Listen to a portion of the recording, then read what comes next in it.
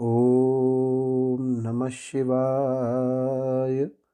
श्री शिव महापुराण रुद्र संहिता सृष्टि खंड 18वां अध्याय। धर्मराज बोले, हे गणों, तुम सब सावधान होकर मेरे इस वाक्य को सुनो। जैसा आदेश दे रहा हूँ वैसा ही प्रेम पूर्वक तुम लोग करो। हे गणों, इस संसार में जो श्वेत भस्म से त्रिपुंड धारण करते हैं उन सभी को छोड़ देना और यहाँ पर कभी मत लाना। हे गणों, जो श्वेत भस्म से शरीर में उद्धूलन करते हैं उन सबको तुम लोग छोड़ देना और यहाँ कभी मत लाना। इस संसार में जिस किसी भी कारण से जो शिव का वेश धारण करने वाले हैं उन सभी लोगों को भी छोड़ देना और यहाँ कभी मत लाना।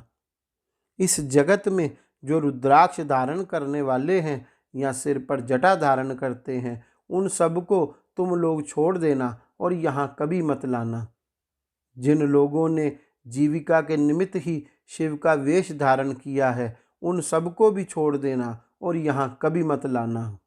जिन्होंने दंभ या छल प्रपंच के कारण ही शिव का वेश धारण किया है उन सबको भी तुम लोग छोड़ देना और यहाँ कभी मत लाना। इस प्रकार उन यमराज ने अपने सेवकों को आज्ञा दी, जिसको सुनकर उन लोगों ने कहा कि जैसी आपकी आज्ञा है वैसा ही होगा। ऐसा कहकर वे मंद मंद हंसते हुए चुप हो गए। ब्रह्मा जी बोले, इस प्रकार शिव पार्षदों ने यमदूतों से उस ब्राह्मण को छुड़ाया और वह पवित्र मन से युक्त होकर शीघ्र ही उन शिवगणों के साथ शिवलोक को चला गया। वहाँ पर सभी सुख भोगों का उपभोग करके तथा भगवान सदाशिव एवं माता पार्वती की सेवा करके वह दूसरे जन्म में कलिंग देश के राजा अरिदम का पुत्र हुआ। उस सेवा परायण बालक का नाम दम हुआ। बालक होते हुए भी वह अन्य शिशुओं के साथ शिव की भक्ति करने लगा। क्रमशः उसने युवावस्था प्राप्त की और पिता के परलोक गमन के पश्चात उसे राज्य भी प्राप्त हुआ। उसने प्रेम पूर्वक अनेक शिव धर्मों को प्रारंभ किया। हे ब्राह्मण, दुष्टों का दमन करने वाला वह राजा दम शिवालयों में दीपदान के अतिरिक्त अन्य कोई धर्म नहीं मानता था। उसने सभी ग्राम और जनपद प्रमुखों को बुला करके यह आदेश दिया कि तुम लोगों को शिवालय में दीप प्रज्वलन की व्यवस्था करनी है। यदि किसी के क्षेत्र में ऐसा नहीं हुआ तो यह सत्य है कि उस क्षेत्र का वह प्रधान निश्चित ही मेरे द्वारा दंड पाएगा। दीपदान से भगवान शिव संतुष्ट होते हैं, ऐसा श्रुतियों में कहा गया है। जिसके जिसके गांव के चारों ओर जितने भी शिवालय हों वहाँ वहाँ सदैव बिना कोई विचार किए ही दीपक जलाना चाहिए। अपनी आज्ञा के उल्लंघन के दोष पर मैं निश्चित ही अपराधी का सिर काट लूँगा। इस प्रकार उस राजा के भय से प्रत्येक शिव मंदिर में दीपक जलाए जाने लगे। इस प्रकार जीवन पर्यंत इसी धर्माचरण के पालन से राजा दम धर्म की महान समृद्धि प्राप्त करके अंत में काल धर्म की गति को प्राप्त हुआ। अपनी इस दीप वासना के कारण शिवालयों में बहुत से दीपक प्रज्वलित करके वह राजा दूसरे जन्म में रत्नमय दीपकों की शिखाओं को आश्रय देने वाली अलकापुरी का राजा कुबेर हुआ। इस प्रकार भगवान शंकर के लिए अल्पमात्र भी किया गया धार्मिक कृत्य समय आने पर फल प्रदान करता है।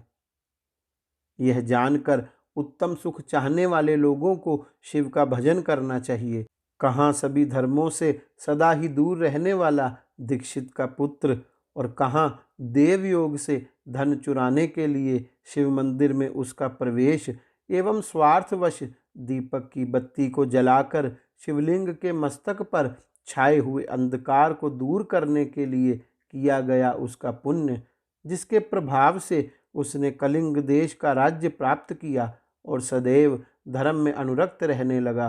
पूर्व जन्म के संस्कार के उदय होने के कारण ही शिवालय में सम्यक रूप से मात्र दीपक को जलाकर उसने यह दिक्पाल कुबेर की महान पदवी प्राप्त कर ली। हे मुनीश्वर, देखिए यह मनुष्य धर्मा इस समय इस लोक में रहकर इसका भोग कर रहा है।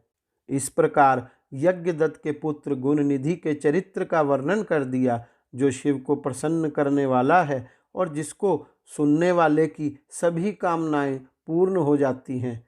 गुणनिधि ने सर्वदेवमय भगवान सदाशिव से जिस प्रकार मित्रता प्राप्त की, अब मैं उसका वर्णन आपसे कर रहा हूँ। हे तात, एकाग्रचित होकर आप सुने। इस प्रकार श्री शिव महापुराण के अंतर्गत द्वितीय रुद्र संहिता के प्रथम खंड में सृष्टि उपाख्यान के अंतर्गत कैलाश गमन उपाख्यान में गुणनिधि सद्गति वर्णन नामक 18वां अध्याय पूर्ण हुआ। गौरी शंकर भगवान की जय। ओम नमः शिवाय।